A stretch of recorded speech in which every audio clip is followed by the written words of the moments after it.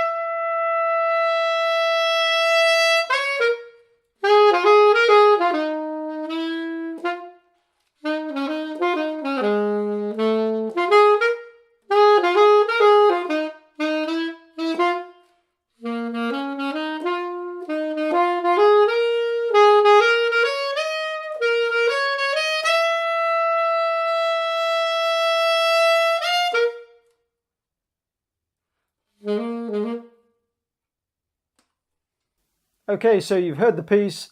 Let's now look at some of the detail in there and some of that neat phrasing detail. So try to get the phrasing detail in there, but still get as much melody as you can.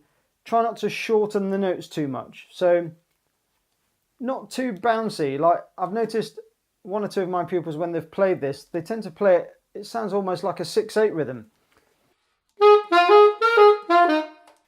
So try not to make it sound bouncy like that, more.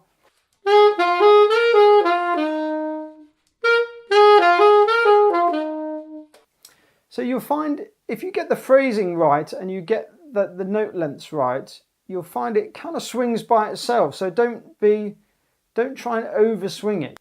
And maybe just as a good practice, maybe try and play it with and without the swing, just so you can really play the difference and hear the difference. So without the swing,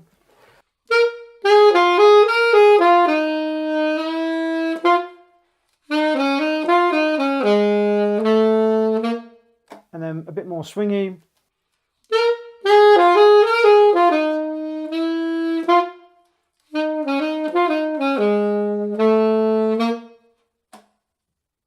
And also details, articulation details, like just on the end of bar 8 there. Really try and accentuate those, so make the last of those quavers really neat and short, and the other two of course are full length.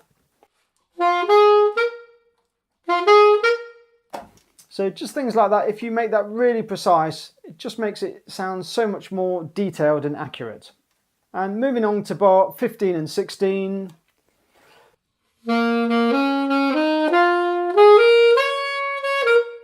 Again, we're back to that phrasing in 2s, but off the beat.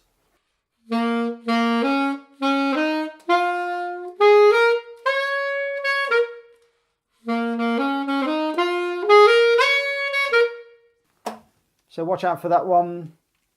So on to the next section after the double bar line. So from bar 17, count this section through carefully and keep the notes really accurate.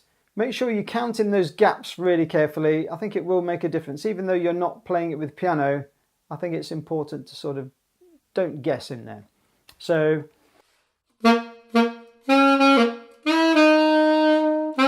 one, two, three, four. Da da da da. Okay, so count that carefully.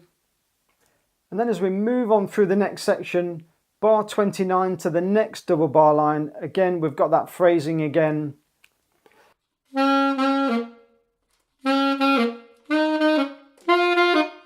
So on the crotchet there where you've got the shortened note, try to really clip that. So you're not going to tongue that note, but you are going to clip it. So you are going to clip off the end of the note. So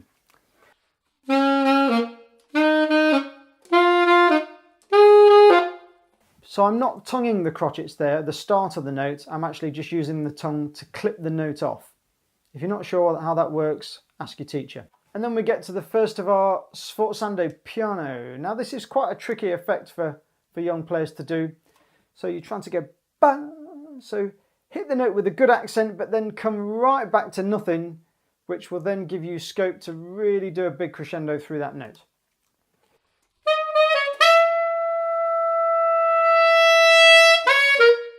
And then you're back to the main tune again.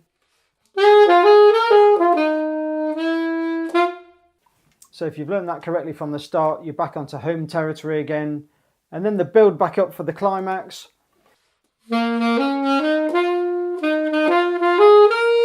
So again, the phrasing just like before.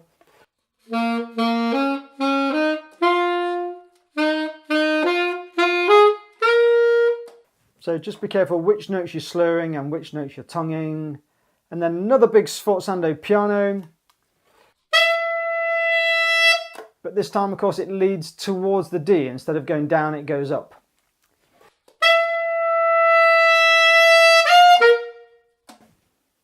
And then a cheeky ending. Okay, so onto the metronome track. I'm going to play it through as a practice track now at 100 beats per minute, which is a fair bit under tempo from what I've previously just played. I think this will be quite useful, you know, as you're building up the standards sort of gradually in this piece. So under tempo, try and play along. Here we go. I'll give you 1, 2, 3, 4, and then we're in. A 1, 2, 3, 4.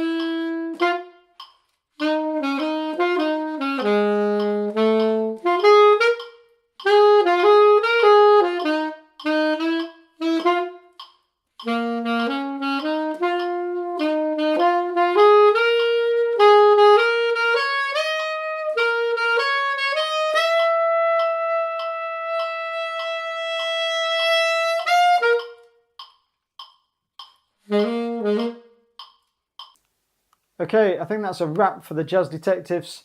Now, if you're having a bit of a hard time with this piece and you're finding it quite tricky, do leave me some comments in that comment section. It'll be always interesting to hear other people's thoughts on this piece.